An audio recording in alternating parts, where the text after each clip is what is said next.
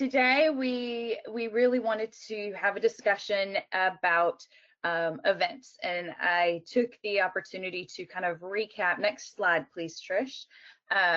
Recap our Pride recommendations on fundraiser events and recognition events specifically, and get some information from everyone their plans for this fall and what the discussions we're all having at this time, what we're considering, and then how to effectively convert events into the various different options moving forward. So next slide. Everyone loves events, but we know that for our return on investment, it is best to conduct a maximum of one fundraiser per year for an organization. And making sure that we have no more than a 50% expense factor against gross revenues. Selecting an event that provides an opportunity to involve a large number of people, both as volunteers and attendees, really gives us that opportunity to connect them to our mission and cause, because we know that some people get involved with them just because it's a fun thing to do and it's social, but we know that we have further goals to make sure that we are engaging people with our mission as donors.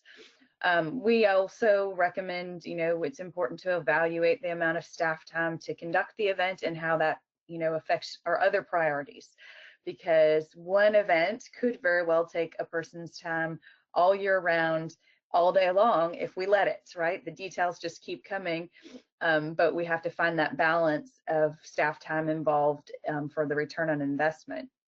But also reminding ourselves that there should really be a governing volunteer group to implement the event, to divide the tasks and execute them. So that is just in general a recap of our recommendations on fundraisers. And then as you look to recognition events, we know that having people together for that social connection and the ability to share the message and share stories, having oftentimes the CEO sharing how that's impacting, how their giving is impacting the organization, really creates that meaningful giving experience. So it's an important part of the stewardship process oftentimes for all of our giving clubs. So now that we've established those reminders, let's move on into what the considerations for our fall event plans really need to be. We need to take a look at how much does our fundraiser net, how much staff time is spent focusing on these events that we might be allocating towards other things like major gifts focus. How many people are involved with the event? Like I said, we're looking at volunteers, attendees, sponsors, in-kind donors, and the like. It connects with a lot of people. So what does that look like? And what do you do post-event to convert your attendees, volunteers, and supporters into donors? For recognition events, how important is that piece of stewardship and to which constituencies? Important considerations as we look at our plans for fall. We do know that events build community. They can provide some very positive public relations for your organization and for your mission, and they can be a great new donor acquisition tool if the follow-up is done effectively. But we also know that events can take a lot of time and resources to execute. So that brings us to you all. I sent out a little informal survey to the group last week and had several responses. They really best can be summed up. I asked at this time, what are your plans for fall events? Most of the questions were things like most of the answers were things like wait and see and still to be determined, which is understandable. We're several months out, but we do know that sponsorship asks likely would have, especially the big ones, would have been well underway at this point for some of the early fall plans. So what does that look like? And so I asked, have you started to communicate with your constituents about any changes to your event plans? And most of you said no. The ones that said the communication you had been with the spring event cancellations or postponements. So I found that interesting because I think it's time for us to start having those conversations, especially with our biggest sponsors. But more on that in a few minutes. What are your biggest considerations for making changes to your event plans? the answers that I got were mostly, hosting a large group. Many people said, 250, 400 plus number of attendees. That's a huge consideration. Obviously, the safety, the perception in the community, the regulations that are out there, the timing, because some of them, might be August, September, but we also have people talking about events into early 2021 as well, that planning will be right around the corner. Staffing at venues, the age of supporters, a lot of people mentioned 60, 65 plus of the ages, so huge consideration. Regardless of if we can host a large gathering in an enclosed space, who's going to want to come? Are people in certain age demographics going to want to come? And then the sponsorship asks. So I'm going to take just a moment, and I don't know if Ken Coffey is still on the call. I think he may be caller 4, and I know Ken had to step out, but Ken, are you there? I think he may have had to step out. Ken and I corresponded. I'll just give a brief overview about what I was going to ask him to share, and if he's able to chime in, great, and if not, I am going to also be calling on Megan Swigert to talk a little bit as well. But what I wanted to us to kind of debate a little bit and discuss was, Ken said that he had an event in late February last year, and they're considering, and that's a fundraiser event. I think it was 400 and some attendees, and that they're considering, having a non-event. So I'm gonna, since he's not chiming in, I'm actually gonna wait because I have some samples and some other information about that. But it's definitely a consideration that, people should be considering even as far out as February when you have a gathering of that size. So more on that in a minute. Megan, I wanted to have her share a little bit about the discussions that they're having, primarily on recognition events, ones that could be a bit smaller, but also I think upwards of a couple hundred people for their largest one.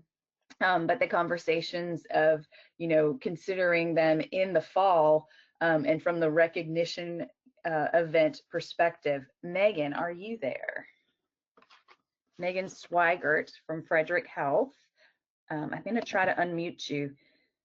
Megan? Oh, I'm here. Yep, I'm here. Thank you, Megan. Sure. So we have our Good Samaritan event. We hold twice a year, once in the spring, which would have been next week. We've obviously canceled that, and then a fall event, which we usually have about 400 people.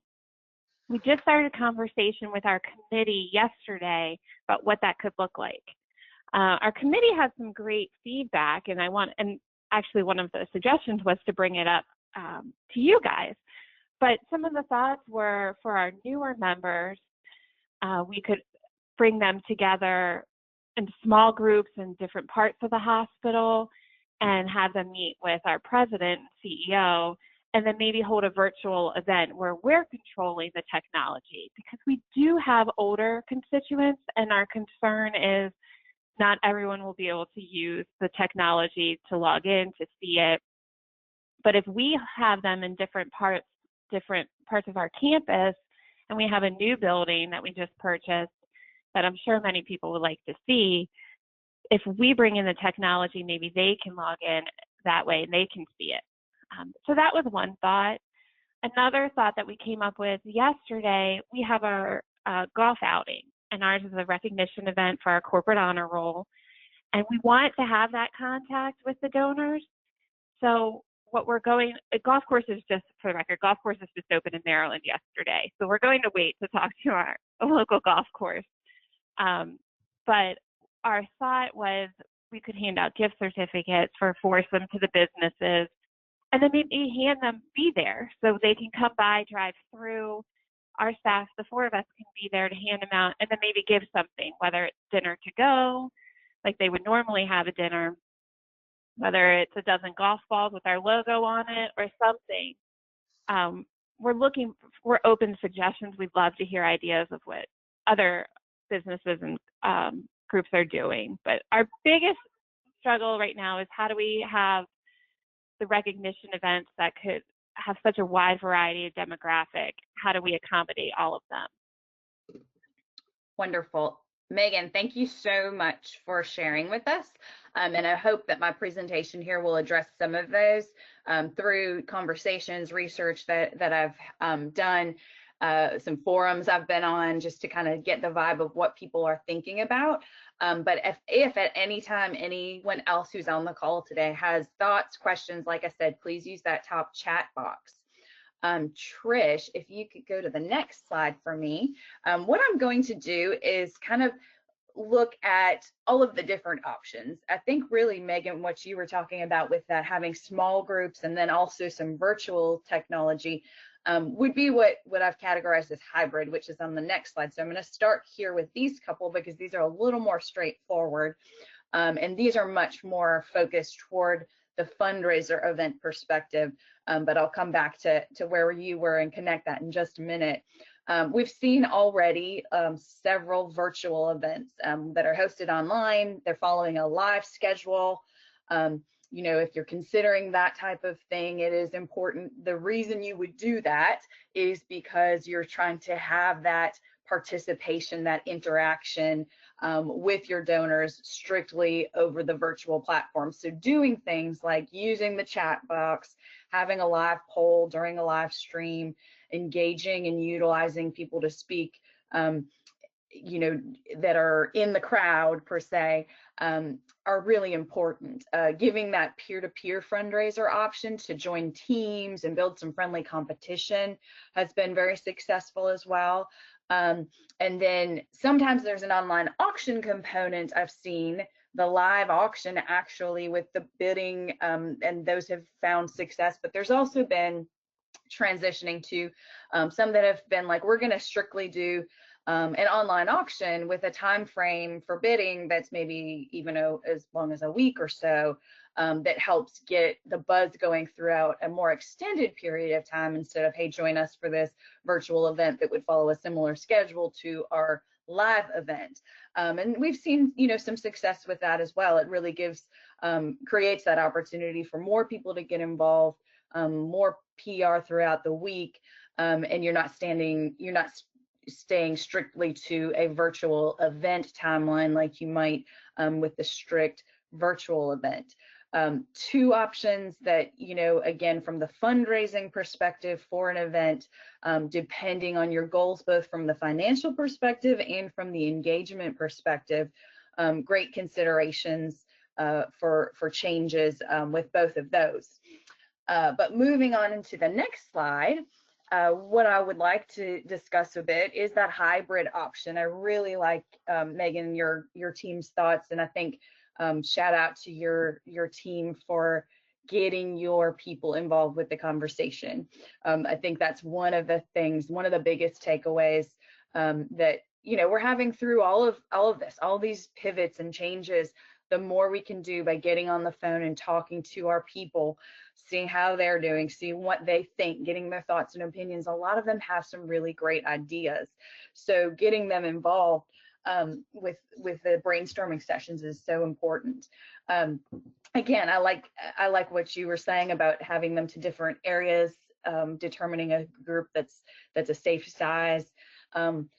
I was reading an article this morning actually that was a reminder that, you know, the social distancing, the 6-foot rule really is intended primarily for those outings that we're doing where we're moving through a space, an inside space generally, where we're, you know, going to the grocery store, or we're shopping for essentials, where we're moving around other people.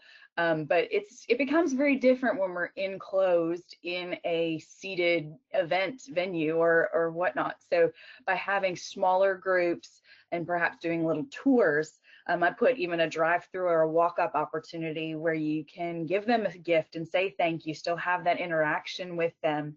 The community that I live in has several clubhouses, lots of golf courses, and the clubhouses have done, you know, walk-up bars where they have like tables where people can gather but not gather, and that's been very popular. And I can see that kind of a concept with nice weather in an outdoor setting. If you're going to do an outdoor type of event where it's just kind of a stop by for a drink and say hello and then be on your way, but gives you that opportunity to show appreciation, from the organization, continue to build that, but then to have a virtual component where you can have, whether it's something that's emailed or whether it's something that's live, that does the sharing of the message that you need, that you're not able to achieve with a quick drop by or a quick small group setting.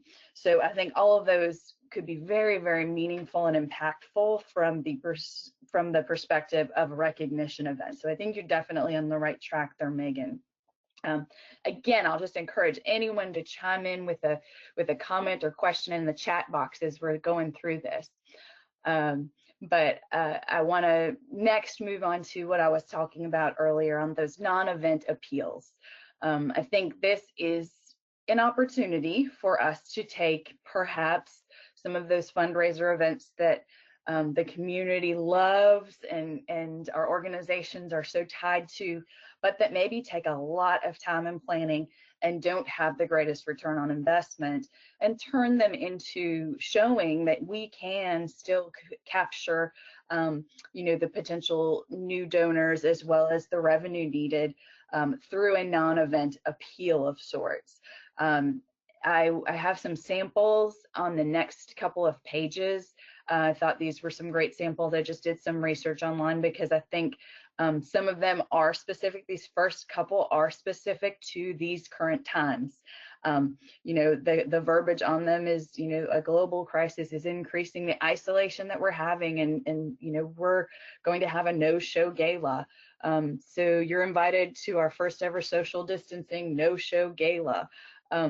The event is imaginary, but the need is very real. Some great verbiage on these samples, I think, for those people that are considering, hey, let's give this a shot. Let's not host the event, and let's not even try to do all the coordination that's needed for a virtual event, because our primary goal is to gain new donors, and it's not in this setting to, if it's determined that it's not to have that live interaction like you do in a virtual event, this is a very, very great way to put your creative messaging out to the community, but then it is important to follow up with phone calls. So you probably already have committees in place for any events you were planning to host, and your teams can definitely mobilize and make phone calls to follow up and say, hey, I just want to make sure you received these. But moving on into the next couple of slides. The next slide, I liked this because it was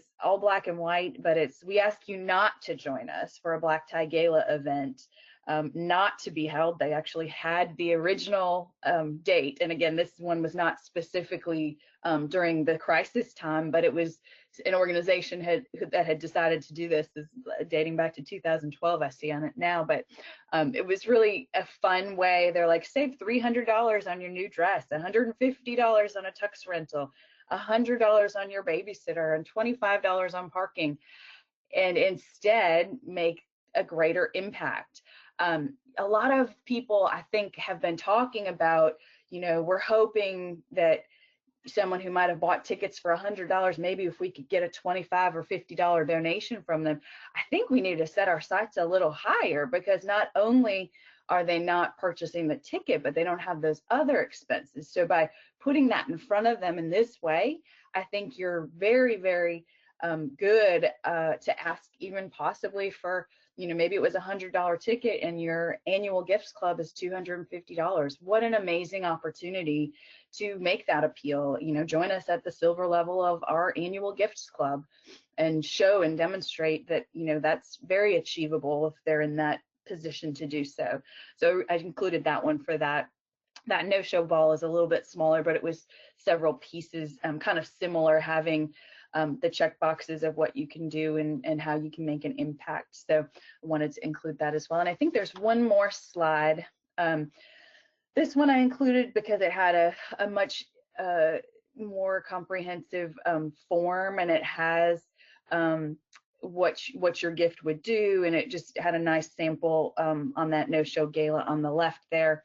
And then the last one I thought was really fun, and it is one that would have just happened in April, the greatest party that never was. And look at that picture and all the the bright, the no-show fundraiser, a very fake event for a very real cause. I just think they had a lot of fun with that promotion, and I think you could definitely do something similar. So those will all be included in the follow-up from today's program. So I hope that that will be helpful to you all as you navigate the potential of that.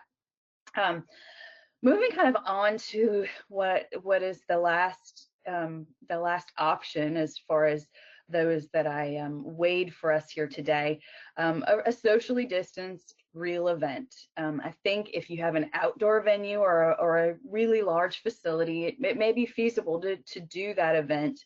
You may have to limit the number of attendees. 400 is probably more than we want.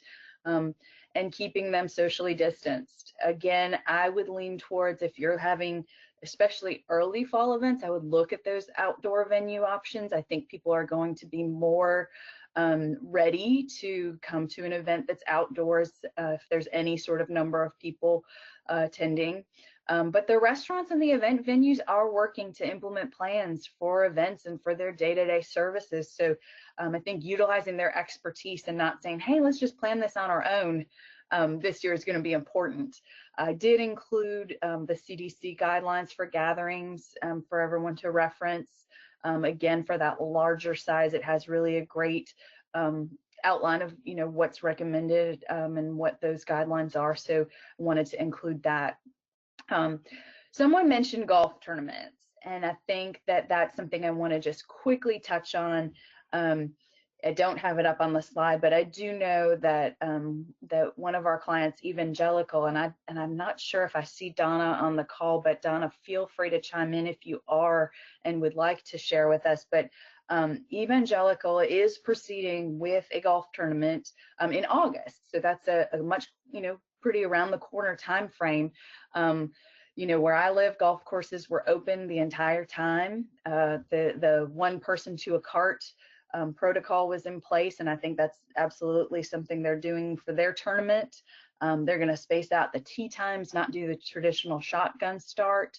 I think they're not having the post-event gathering like they usually do, which you do miss out on that. And I think, Megan, when you mentioned your golf tournament, doing something like a gift certificate, that's kind of a neat way, especially because yours is that recognition, probably not as necessary for a fundraiser golf event. They're going to come into it knowing that they don't get that gathering this year, but I think that just having people out in the outdoors for that type of an event, you're still able to have a touch point, share information with them in the goodie bags or signage and all of those things. So I think it'll be interesting to see how that unfolds for those of you who are doing golf tournaments. So I did want to mention that. I think there's definitely a lot of opportunities to have the show go on for those events and to have them be as, if not even more successful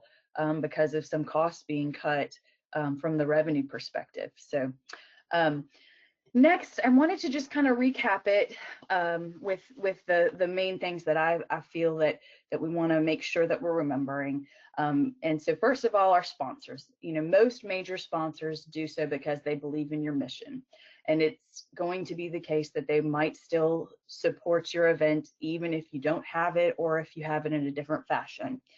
I think asking for their continued support of their mission, and listening to what is important to them really can help you keep that same level of support.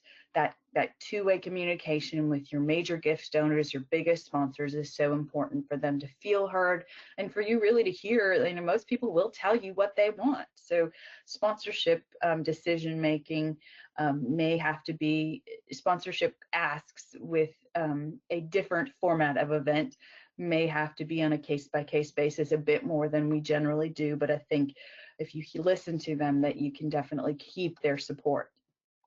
From the individual guest perspective, Many are not necessarily connected to your mission, and they're going for that social interaction. I think this really gives us the opportunity to do an even better job of reminding people why they were going to be attending. Sometimes we have to remind them when they're at the events, but we're going to have to come up with meaningful ways to connect them in our promotion of the non-event or virtual event to have convert them from an event attendee to someone who really believes in your mission. We're going to have to share compelling stories, but we do have to continue to ask for their support and ask for a specific amount of is important. Using your annual gifts club bottom level is a great option. Reminding them that they're saving money on an outfit or babysitter isn't a bad idea. I liked those samples, and I hope people will consider that as well. So moving on to the next slide, kind of just to recap, make sure that we're calling our major sponsors and asking them for their thoughts and listening to what's important to them. That's going to help you determine which option is best for you. Focusing on our mission, keeping that at the center of what we're doing, weighing the options and setting specific goals. Is our top goal, it is a fundraiser and we need the revenue. Is it donor engagement because it is a recognition event or some combination? Is it donor acquisition, and how good of a job did we do with the format we had previously, and how can we do a better job through a potential different option? I think it's important to set those goals and weigh the options based on those goals. Just a real quick reminder here in this category, we do conduct special events audits for you. If you haven't had one recently and to think that, hey, that might be helpful to this process as you're doing your plans, definitely speak with us about that, because we'd love to help you weigh those options and come up with that best next step specifically for your situation. And lastly, keep it simple. Use it as an opportunity to cut down on the number of events you have if it's something that you've been looking at trying to find a way to do that anyway. Utilize the creativity of your volunteers, but make sure that it's focused and simple and it doesn't create yet more work and more time spent for not as much of a return.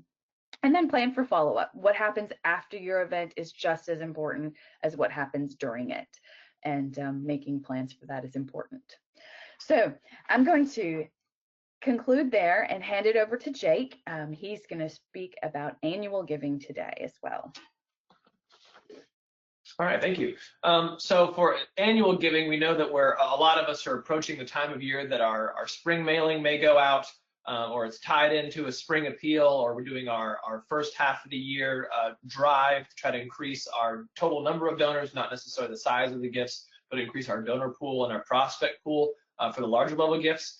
So this is really a way to approach annual giving from the perspective of, we're not going to ignore the fact that the virus exists and we're going to try to address it appropriately. Kind of like we talked about before, kind of with the appeals and how are we branding those so that it's appropriately talking about the issues that we're facing, and are we going to be funding operational from our organization, or is it going to be towards the campaign that we were looking to start or had started or were in the middle of during the actual beginning of the crisis. So Trish can go to the next slide there, and we'll kind of talk through how to change and adapt for annual giving. So in terms of recruiting for volunteers, we know that we can grow our annual gifts faster if we have our annual gifts committee, our team of volunteers to identify new people and asks and help us with our drive. These members obviously should still be active in the community social types. Obviously, they can't be as social as now, but in terms of a profile, the more extroverted and socially engaged and dedicated they are, it's going to be a lot better. They have to be willing to help your organization, so those who already have some propensity and desire to be involved and want to give back and want to help in some way. Have some level of security in quarantine. It is difficult to recruit people who've gone through a furlough or have had their hours cut back, or maybe their spouse has had their hours cut back. So to find people who have been deemed essential or are able to go back to work or able to work through continuously just to kind of keep that in mind and be respectful of people's financial situations before asking them to volunteer for you. Some people that also have health and safety of their family. You know, we all probably know someone or know someone who knows someone who either has had the virus or had the virus or has an unrelated health issue. So just to be aware of people's family situation and making sure that when we're approaching it, it's appropriate to do so.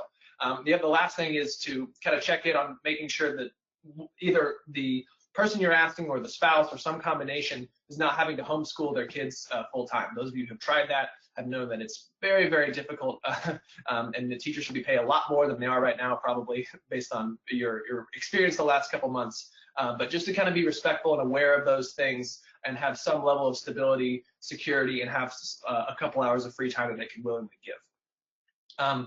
It is best to find people who have access to internet, computer, and Wi-Fi at some capacity. We know over the next 60 to 90 days, a lot of the committee meetings and things that we'll be doing will be over a platform like this. So those who are already well-versed in that will be a lot better candidates and will be more effective because they themselves may conduct meetings or they themselves may connect with prospects and donors without you there. So they need to be able to run Zoom or go to Meeting or Teams or Google Hangouts or whatever their preferred platform is. It either has knowledge in fundraising to some extent or knows nothing about fundraising but is willing to be trained, saying, yeah, I'd be happy to sit in an online meeting and go through a quick orientation and learn what you want me to do. These are the people who are very excited about helping but don't necessarily know what they can do, and through a quick hour or 90-minute orientation can move forward. So those are a lot of those things are some of the same that we had before, but those are just kind of the adapted ways that we're saying, okay, what's our new ideal annual gifts volunteer profile look like? And this is kind of the things that we've come up with. Okay, in terms of best practices, we obviously want to recruit for a specific time frame. So before asking a volunteer to participate, saying, is this going to be for the crisis length? Are we doing this while we're in COVID mode, or is this a 3-year campaign? What is the actual time frame? What are you asking me to do? Is this a recovery effort, or is this an ongoing thing that will transition into the campaign? That's something just to ask yourself and have an internal conversation about with your staff and with your volunteers and your board or whoever is making those decisions before going out and recruiting, so that you're very, very clear about, hey, this is the very, very specific amount of time we're going to need specific volunteers for annual gifts. Talk about your need. There's no reason to make apologies about the financial impact of COVID, of the stock market, of people not being able to go to businesses, for healthcare organizations, for the lack of elective surgeries, and all the things that go along with that. And saying, we need your help. We're the healthcare provider, we're the community nonprofit that does X, Y, and Z for the community. And because of the socially distanced laws, we are now in this situation, and we need your help. So not to apologize for the fact that you do need help, and it's not a reflection on the organization for handling finances poorly or running operations poorly. It's just a sign of the times, and this is why we need help. Be very, very specific and relay the overall goal in recruiting. Say, we want you to sign up because we want to have 1,000 new members this spring, or we want to have bring in $50,000 in total revenue for June, or whatever your goal may be. But kind of talk about that up front, saying, hey, we're going to recruit you for this position, and here's what we're going to be trying to do with this committee that we're putting together. There's a very specific number we have in mind, and this is how we're going to move forward with that. Let them know about their giving expectation. We hope that all volunteers who are with us are giving at a level that they feel is meaningful. That's different for all kinds of people. For annual gifts, it's not the super high amounts typically, but an effective volunteer is one who can say, won't you join me in giving? Someone who's not giving themselves has a really hard time asking others to give, because when you get to come, well, how much are you giving? Or when did you decide to go? Well, I'm not giving. It's like, well, if you don't really believe in the project, why are you asking me to come and back this again? So it's very, very important to have that conversation up front, saying, hey, there will be a financial component to this, and that will make a big difference in terms of asking. And be very, very clear and specific about their responsibilities. Are they going to have to sit on a Zoom call a month? Are they going to have to sit on Zoom asks? Are they going to have a virtual call-a-thon? What are the specific activities that we're going to be doing? So you're not recruiting them, getting to the first meeting, say, okay, this is what we're going to do. Here's the plan, everybody. But as you're talking to these people at the forefront, saying, here's exactly what we're going to be doing in May. Here's the plan for June. Here's July. We hope to wrap up by August 1st. Everyone's like, okay, I can make sense of that. The more information you can get out, decide yourself, and give to the potential volunteer in advance, the more likely you're going to get a yes from people who are actually going to follow through and do these things. So the biggest mistake we often make is that, oh, I can say something, or I can try to downplay it, make it seem easy, and I can get John involved. John will be great. But if John doesn't know all the information in advance and he gets involved and he's not really about it once he hears more about it, he wasn't the right volunteer in the first place. So the best volunteer is the one who will work for you and come back and be willing to listen and learn. So to identify those specific people, just kind of follow those steps to make sure you're giving as much information in advance as you can. Okay, next, Trish. Once you have recruited, obviously conducting a proper orientation is key. You want to reach out in advance to make sure that everyone has a webcam. Some people don't have one or don't have access to internet, but want to at least maybe test the connection ahead of time, saying, okay, we're going to have a face-to-face meeting, face-to-face over Zoom or whatever else other platform. Let's make sure that your connection works. Have you used Zoom before? Or do you prefer GoToMeeting? If everyone prefers GoToMeeting, let's use that instead. So whatever platform you're choosing to use, make sure everyone has access to that and has practiced in advance so they don't feel uncomfortable in that first meeting. Obviously want to provide a backup dial-in number. Sometimes people's internet will just go out. Mine has done that a couple times, which is really stressful these days because you're like, I can't travel and I can't talk to people. So have that dial-in code so that people can get in with their cell phone as kind of a last resort, saying, you know, we've tested the webcam, we've made sure it works, but just in case, here's a backup option so that you can participate in the event that your Wi-Fi is out. You want to send out an agenda in advance and involve as many people in that agenda as possible. So have a very specific, here's what we're going to cover in this first meeting, and here are the 6 people who are going to speak. And to talk to those people in advance, saying, here's what I want you to report on. And to let everyone kind of introduce themselves, to go through and have everyone have a chance to talk. Even if they're not on the agenda, having everyone in the room kind of put words to a face helps with the connection. You know, Zooming is a lot more difficult than it is to connect around a physical conference table or in a restaurant.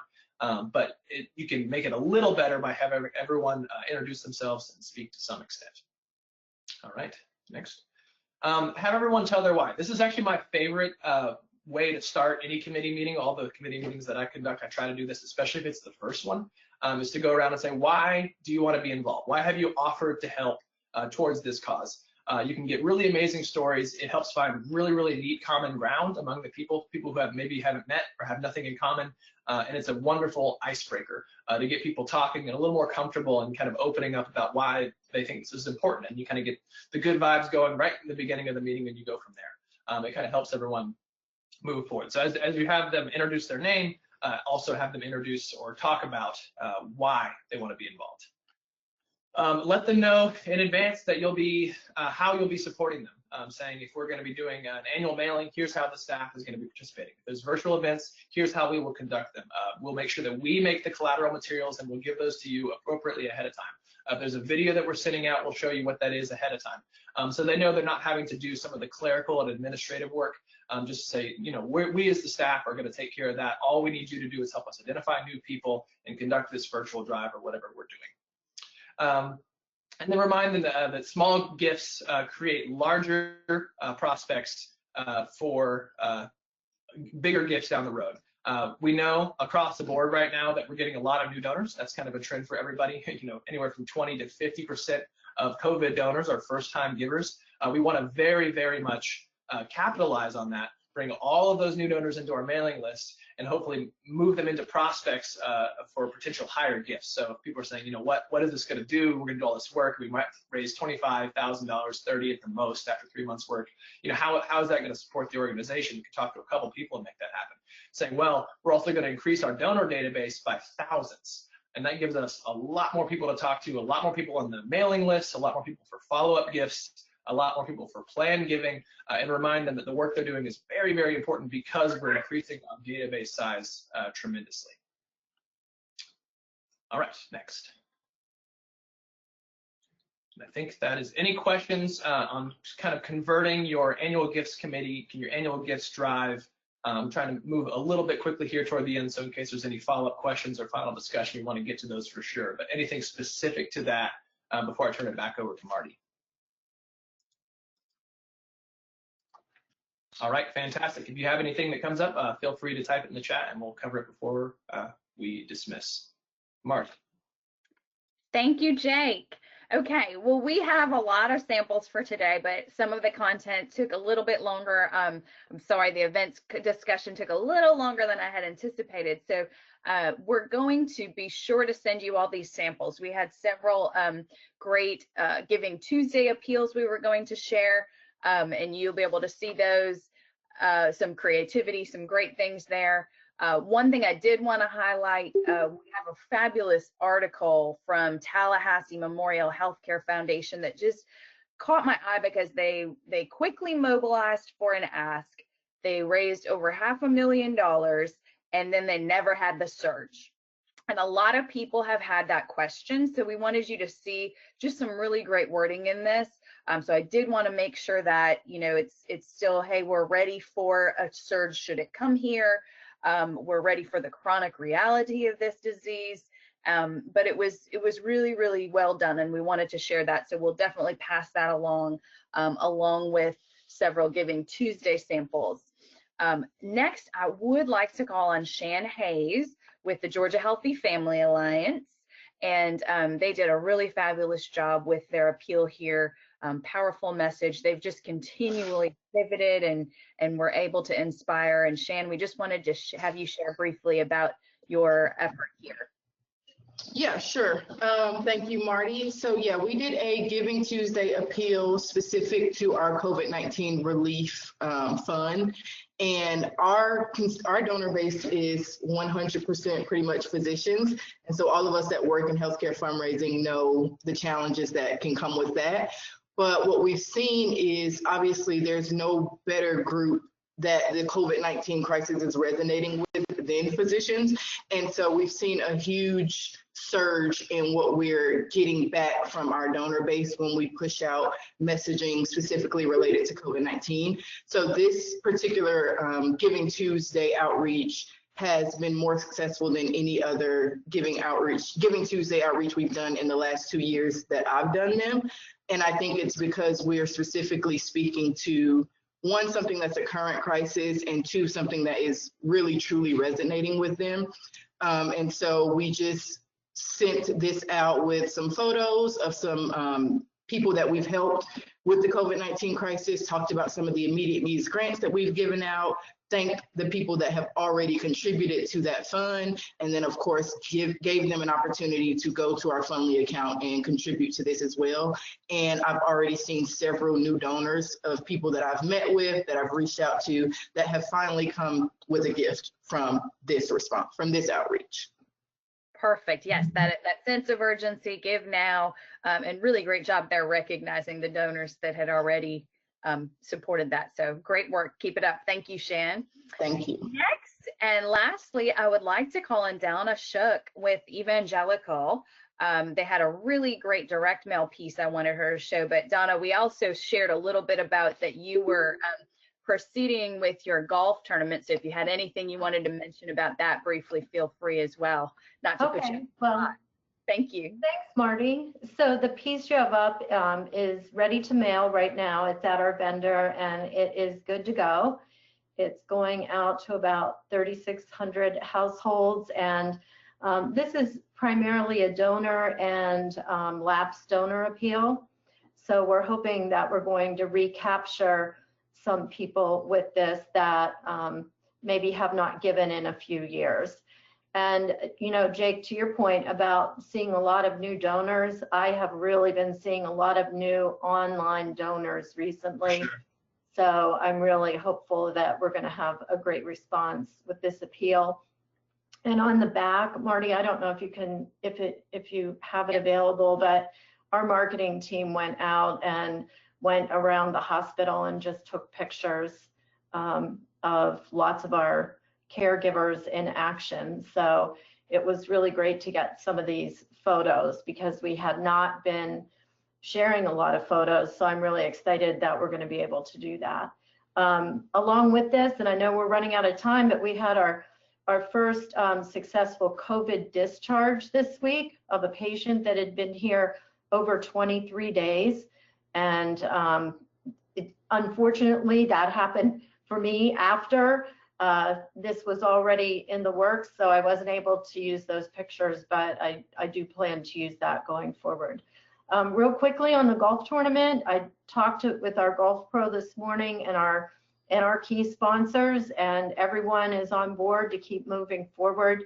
Our tournament is mid-August, and we're talking about some of the ways that we might be able to have it but modify it, rather than having it all on one day. We have about 210 golfers, so maybe split that up on a couple of days and have designated tee times instead of a shotgun start, and instead of one buffet meal all together, give everybody box lunches or have some grills out on the course and grab a hamburger as you're going around. So we did determine that we're not going to make those specific plans until later this summer. Probably about early July is when we'll have to finalize some things and see what modifications that we have to have. So our businesses in the area have been pretty hard hit, so we don't know what the response will be from, especially what I would say are foursome groups. I think our top sponsors are in, they're committed, but how many golfers we get is going to be interesting to see. Well, thank you for sharing, and do please keep us posted.